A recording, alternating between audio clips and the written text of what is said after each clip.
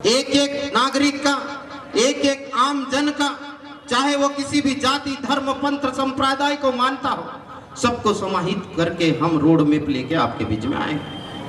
दूसरी तरफ भाजपा का घोषणा पत्र आप उठा के देखिए और भाजपा के दोगले नेताओं का भाषण उठा के देखिए। उनके भाषण में हमारे देश के जो मेन मुद्दे हैं, शिक्षा है, स्वास्थ्य है, सड़क है, पानी है, बिजली है, जो आम जनता के जीवन को सुंदर बनाता हो, खुशहाली लाता हो, ऐसे मुद्दे ही गायब हैं। और किसान, मजदूर, व्यापारी, आम लोगों की बात करना तो इनकी जबान पे है ही नहीं। ये सिर्फ राजनीति करते हैं, जाति जाति के बीच में भेद पैदा करना, धर्म धर्म के बीच में भेद पैदा करना और आपस में लड़वाना। अंग्रेजों ने जो फूट डालो राज करो की जो नीति लेके आए थे, वही नीति आज भारत में ये लोग लेके आए हैं। और इन मंसूबों को देश की आम जनता अब समझ चुकी है। हम 65 साल से इस देश में राज किए, हम अदब से आम जनता के सामने पेश आते हैं। हमारा छोटा कार्यकर्ता हो या हमारी पार्टी का बड़ा नेता हो, उनके चेहरे को पढ़ लीजिए, बहुत ही शालीनता, सौम्यता, उसकी भाषा में पूरा अनुशासन होता है, नम्रता होती है। हमारा कार्यकर्ता हमारे शासन में यदि सरकारी ऑफिस में भी जाएगा तो मैं आई कम इन करके जाएगा, पूछेगा और अदब से बात करेगा और उसका सॉल्यूशन बताएगा, साहब इसका समाधान क्या हो सकता है, ये समस्या है। लेकिन इन भाजपाइयों के गुंडे लोग, मुझे पहने में कोई परहेज नहीं है, गली के उठाए गिरे लोग ऑफिसों में घुसते हैं और टेबलेट ठोकते हैं, टेबलों पे चाकू उड़ाते हैं और डराते हैं, धमकाते हैं। ये सब चीजें देश की आम जनता, देश के आम मतदाता समझ चुके हैं। और ये बात भाजपाई के वो लोग भी समझ चुके हैं जो देश के प्रधानमंत्री बने बैठे हैं कि अब नहीं चलने वाली हमारी आने वाले समय में। जनता इसका जवाब देने वाली है। 5 साल में सबको हिसाब चुकता करने का मौका भारत देश का संविधान देता है। सबका मत का वैल्यू एक ही है, चाहे हिंदू हो, मुस्लिम हो, सिख हो, जैन हो, बौद्ध, पारसी हो, चाहे किसी भी जाति में मानने वाला हो, गरीब हो, अमीर हो, महिला हो, पुरुष हो, कोई भी हो, मजदूर हो, किसान हो, व्यापारी हो, जनप्रतिनिधि हो, सबके वोट का वैल्यू एक ही है। ये सुंदरता भारत के संविधान की और लोकतंत्र की है और वो 5 साल में जवाब देते हैं। अब इनको पता चल गया है कि अब की बार ये दादागिरी, गुंडागिर्दी चलने वाली नहीं है। तब ये क्या कर रहे हैं, कहते तो है 400 पार जीतने वाले हैं। अरे भैया 400 पार जीतने वाले हैं तो इतनी खलबली क्यों मच रही है आपके अंदर?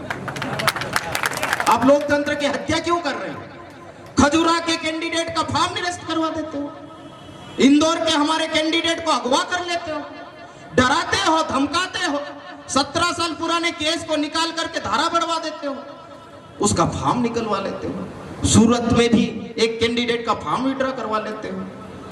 ये खलबली किस बात की भैया? और हमारे खरगोन लोकसभा की बात करें तो यहाँ पे जश्न का माहौल था कि पोरलाल खड़ते जैसे नौसिखिया को, एक गरीब आदिवासी किसान के बेटे को कांग्रेस पार्टी ने उम्मीदवार बना दिया, हम जीत गए, जीत का जश्न मना रहे। लेकिन भैया हम स्वयं, हमारा अस्तित्व कुछ नहीं है, जनता जनार्दन है और जनता के मुद्दों को उठाना हमारा परम कर्तव्य है। जब हम जनता के मुद्दों को, जो मैंने थोड़ी देर पहले गिनाए, उन मुद्दों को लेके हमारी कांग्रेस पार्टी की टीम को मैं पूरा धन्यवाद देता हूं, आभार व्यक्त करता हूं कि पहली 10 सीट की डिक्लेरेशन होता है उसमें हमारा नाम आता है। पूरा वक्त दिया हमको और हमने गांव गांव, गली गली, मोहल्ले मोहल्ले घूम करके जो सच्चाई है उसका बखान किया। और आज खरगोन बड़वानी लोकसभा के आम लोग मेरे साथ में खड़े हैं। चुनाव हम नहीं लड़ रहे, चुनाव मेरे कार्यकर्ता लड़ रहे, आम जनता लड़ रही है। और इसीलिए ये खलबली देखने को मिली कि देश, इस प्रदेश का डिप्टी सीएम 3-3 दिन तक हमारे संसदीय क्षेत्र में, इस प्रदेश का मुख्यमंत्री 3-3 सभा कर चुका है, इस देश का रक्षा मंत्री, इस देश का प्रधानमंत्री, हम तो भैया विपक्ष में है, गरीब लोग हैं, हमारे पास में पैसा नहीं है, हमारी कोई प्रशासन सुनता नहीं है। उसके बाद भी सेगांव में माता लालबाई फुलबाई की नगरी में जब हमारी सभा होती है तो भैया चूंकि ये चुनाव आम जनता लड़ रही है तो वहां जगह नहीं मिलती पैर रखने के लिए, कुर्सियां पूरी भर चुकी थी, आसपास लोगों का हुजूम उमड़ा हुआ था। लेकिन जब देश का प्रधानमंत्री आता है खरगोन में तब देखने का मजा अलग ही था। उनकी कुर्सियां भर नहीं रही थी तो टेंट से जो मंच था 60 फीट दूर से कुर्सियां लगी थी, आप लोग देखे, साक्षी है उसके। और उसमें सरकारी जितने भी शासन प्रशासन के तंत्र मंत्र जो भी थे सबका इस्तेमाल कर लिया और महाराष्ट्र के सारे भाड़ों के टट्टू को लाके भी बिठा दिया। और उसमें भाषण का जब मुद्दा आता है तो 40 मिनट तक का भाषण करते माननीय प्रधानमंत्री जी, और उस भाषण में हमारे संसदीय क्षेत्र के मुद्दे गायब होते हैं। क्या बात कर रहे हैं आप? अब मूर्ख लोग नहीं है जिनको आप बेवकूफ बना दो। हमारे संसदीय क्षेत्र की जनता समझ चुकी है, इनके पास में मुद्दे नहीं है तो क्या करते हैं, ये मंगलसूत्र की बात करते हैं। एक्सरे ऐसी मशीन लाएंगे कि घर में घुस जाएगी, मंगलसूत्र छीन के लाएगी, दूसरे को दे देंगे। अरे क्या बात कर रहे हैं यार, आप पढ़े लिखे लोग हैं, गधे लोग नहीं है। फिर आप भैंस की बात करने लग गए। अरे देश के सम्मानित पद पे बैठे हो, आप संवैधानिक पद पे बैठे हो, माननीय प्रधानमंत्री हैं, आपको ऐसी बातें शोभा नहीं देती है। आप बात करते हो, हमारे मुद्दों को छोड़ देते हो, पाकिस्तान रटे लेते हो, चाइना रटे रहते हो। हम पढ़े लिखे लोग समझते हैं इस देश का जो बजट बनता है उसमें सबसे ज्यादा खर्चा हमारा रक्षा का बनता है, जो बॉर्डर की सिक्योरिटी का होता हुआ, वो लड़ लेंगे उनसे। लेकिन आप देश के बीच में आके वैमनस्य फैलाते हो और नॉन इशू को इशू बनाते हो, तो अब जनता समझ चुकी मेरे भाइयों। मैं इसको ज्यादा लंबा ना खींचते हुए, क्योंकि हमारे बड़े नेता की बात को हम सुनना है, सिर्फ मैंने इशारा किया। लेकिन अब ये वक्त है बदलाव का, और हमारे जैसे नौजवान आए हैं, ये क्या बोलते थे, बोले नौकरी छुड़वा के लिए आए। अरे नौकरी नहीं छुड़वाती, कांग्रेस पार्टी नौकरी दिलाती है। और मैं जो यहाँ खड़ा हूं ना, वो कांग्रेस पार्टी की देन है। इस देश में प्रतिनिधित्व की व्यवस्था की गई, शिक्षा में, नौकरी में, राजनीति में, यदि कैंडिडेट भी बना हूं तो उसका योगदान है। मेरी पढ़ाई हुई सरकारी स्कूल में, जिसको बनाया कांग्रेस पार्टी ने। मुझे छात्रवृत्ति मिली, मुझे किताबें मिली, मुझे कपड़े मिले, मुझे शासकीय छात्रावास मिला, ये सब कांग्रेस पार्टी की देन है। और आरक्षण का फायदा मिला, तब जाके मैं अफसर बन पाया।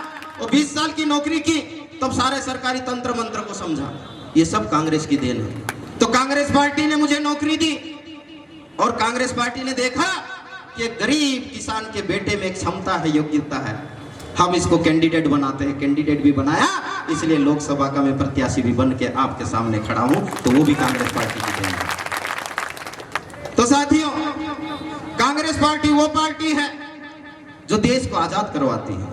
हम पढ़े लिखे लोग हैं, हम जानते हैं। आप इतिहास के पन्नों को पलट के देखना, इतिहास में जो आजादी की लड़ाई लड़ी, कौन कौन लड़े, शहीदों की लिस्ट को उठा के देखना, कांग्रेस पार्टी के शहीद थे या भाजपा के वो लोग जो अंग्रेजों से समझौता कर लेते थे। और उनका जो डीएनए है, वो डीएनए अभी थोड़े दिन पहले 18 में जब हमारी सरकार बनेगी थी, तो उसका सबूत सिंधिया जी के रूप में आपको देखने को मिल गया था। तो साथियों, तो कांग्रेस पार्टी ने देश को आजाद करवाया और देश को बनाया, यहां तक खड़ा किया, जैसे हमारे जिला अध्यक्ष महोदय कह रहे थे, मैं उसको रिपीट नहीं करूंगा। तो वहां से लेकर यहां तक देश को खड़ा किया, और फिर 14 में भाजपा की सरकार आती है। उनको ऐसा लगता है कि इससे पहले तो देश में अंधेरा था, हमने पूरा सूरज निकाल के लाए और हम तो पूरा आजाद कर दिया देश को नए सिरे से खड़ा कर दिया। अरे खड़ा नहीं कर रहे, तुम गद्दार हो, बेच रहे हो देश को। रेल के स्टेशन को बेच दिया, हवाई अड्डे को बेच दिया, गेल को बेच दिया, सेल को बेच दिया, बेल को बेच दिया, बीएसएनएल को बेच दिया, और बचा क्या है? सारी सरकारी स्कूलों को प्राइवेटाइजेशन में ले जा रहे हो, सारे सरकारी अस्पतालों को प्राइवेटाइजेशन में ले जा रहे हो, गरीबों के साथ में खिलवाड़ कर रहे हो। और तुम कहते कांग्रेस ने क्या किया? जो कांग्रेस ने किया उसको आप बेच रहे हो, उसको रोक दो। अब हम आपको बेचने नहीं देंगे। हमारे जैसे नौजवान युवा साथी खड़े हो गए, आपको हमसे लड़ना पड़ेगा, फिर आम जनता से लड़ना पड़ेगा। और तो और ये डरे हुए, बखलाए हुए, इसलिए 24 के बाद में चुनाव नहीं करने की बात करते हैं। और उसी से मिला जुला स्टेटमेंट इनका देश के संविधान को बदलने की बात है। संविधान नहीं होगा, चुनाव नहीं होगा, तो फिर राजा का बेटा राजा। लोकतंत्र में जो 5 साल में बदलने की प्रक्रिया है वो खत्म हो जाएगी। लेकिन ये उनकी भूल है। माननीय राहुल गांधी जी हमारे बड़े नेता ने, जिनकी बातों को इस प्रदेश में, देश में दबाया गया, इलेक्ट्रॉनिक मीडिया, प्रिंट मीडिया गलत ढंग से प्रस्तुत किया गया और सच्ची बात को जनता के बीच में आने नहीं दी गया, तब जाके माननीय राहुल गांधी जी, माननीय राजा साहब ने निर्णय लिया कि पैदल भ्रमण कर जाते हैं और कन्याकुमारी से कश्मीर तक रास्ता पैदल नाप दिए। देश के आम जनता के बीच में गए।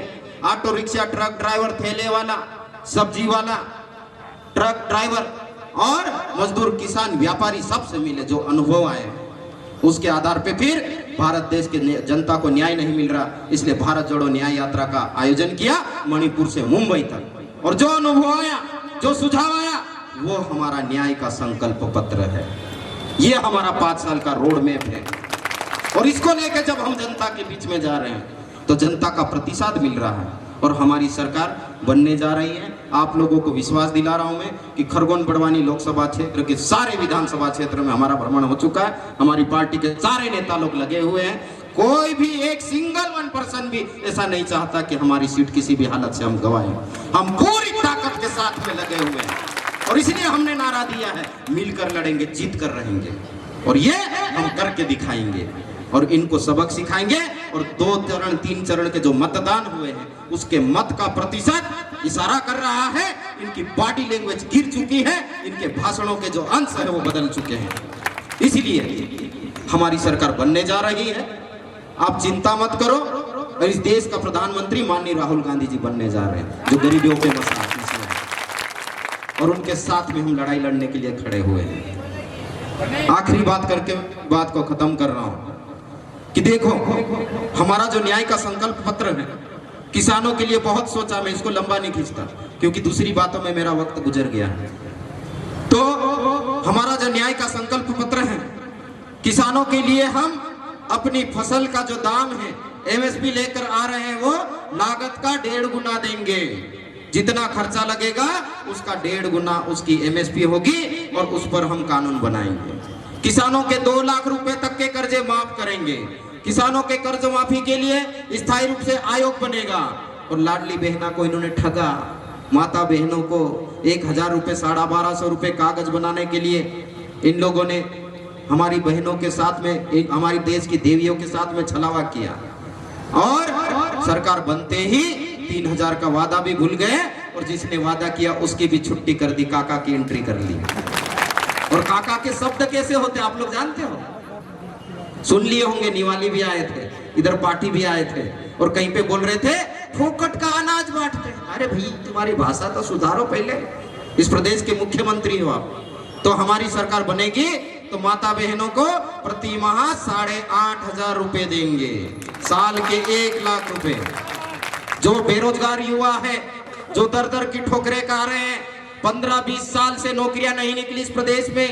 माननीय राजा साहब ने बेकलाक की भर्ती करी थी। मेरा जैसा युवा सेल टैक्स इंस्पेक्टर बना था और आज राजा साहब ने फिर से मुझे कैंडिडेट बना के यहाँ खड़ा कर दिया। तो सिर्फ बेकलाक की बात नहीं, ओवरऑल नौकरियां नहीं निकली।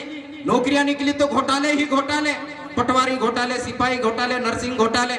और तो और नर्सिंग के कोर्स करने वाले मेरी बहनें और मेरे भाइयों के 3-3 साल से एग्जाम नहीं हुई, आत्महत्या कर चुके कई सारे लोग। ऐसी सिचुएशन इस प्रदेश में लाके खड़ी कर दी है। लेकिन कांग्रेस की सरकार आएगी और फिर हम नौकरियां मारने के लिए भोपाल में जाते तो लाठियां बरसाते ये लोग। किसी के हाथ तोड़े, किसी के पैर तोड़े, मैं भी उसमें शामिल था। किसी को जेल में डाला इन लोगों ने। किसान न्याय मांगने के लिए दिल्ली जाते हैं तो गोलियों की बौछार करते हैं। 700 से ज्यादा किसानों की हत्या कर देते हैं। ये क्या किसान सम्मान निधि की बात करेंगे? इनको किसानों की चिंता नहीं है, ये हत्यारे लोग हैं। तो साथियों, कांग्रेस पार्टी की सरकार आएगी तो युवाओं के लिए 1 साल में 30 लाख परमानेंट नौकरियां निकालेगी। और जिनकी नौकरी नहीं लगी या जिनको नौकरी नहीं करना, उसके लिए स्किल डेवलपमेंट के लिए अप्रेंटिस के कोर्स चलाएंगे और उस कोर्स को करने के लिए महीने के 8500 रुपए स्टाइपेंड के रूप में देंगे। और चलो हमने ट्रेनिंग कर ली, काम धंधा स्टार्ट करने के लिए पैसा नहीं है तो भैया चिंता मत करना युवा साथियों, उसके लिए भी कांग्रेस पार्टी व्यवस्था कर रही है। 5,000 करोड़ का स्टार्टअप फंड की व्यवस्था प्रतिवर्ष करेगी, उसमें से युवाओं को मदद दी जाएगी। तो ये मोटी मोटी योजना मैंने आपको बताई, बाकी की बातें और भी हमारे वक्ता लोग बताएंगे। लेकिन अब 2-3 बज गए मेरे भैया, मैं तो सब कुछ छोड़ के आ गया हूँ, अब तुम्हारे हवाले वतन साथी। ठीक है, और मैं आया हूँ उस तर्ज पे कि जैसे एक मुखड़ा है ना, मेरा मुल्क मेरा देश मेरा ये वतन, शांति का उन्नति का प्यार का चमन, इसके वास्ते निसार है, इसके वास्ते निसार है, मेरा तन मेरा वन, ए वतन ए वतन ए वतन, जाने मन जाने मन जाने मन। तो देश के लिए मेरा ये भावना है साथियों, तो मेरे बीच में कोई स्वार्थ नहीं है। अब आपको 2 दिन तक मेहनत करना है और इस युवा साथी को मत के रूप में ताकत देना है, और अगली गारंटी 5 साल की हमारे बड़े नेताओं के साथ में मेरी है, 5 साल तक आपके लिए लड़ने की, आपके क्षेत्र में काम करने की, आपके क्षेत्र में उठने की, बैठने की। और 4 तारीख का जब रिजल्ट आए तो जश्न का माहौल राजपुर और राजपुर के आसपास के गांवों में होना चाहिए, क्योंकि चुनाव हम नहीं लड़ रहे, चुनाव आप लड़ रहे, तो जीत भी आपकी होगी। जोहार, जिंदाबाद, जय भारत। भारत माता की, भारत माता की। शुक्रिया, धन्यवाद।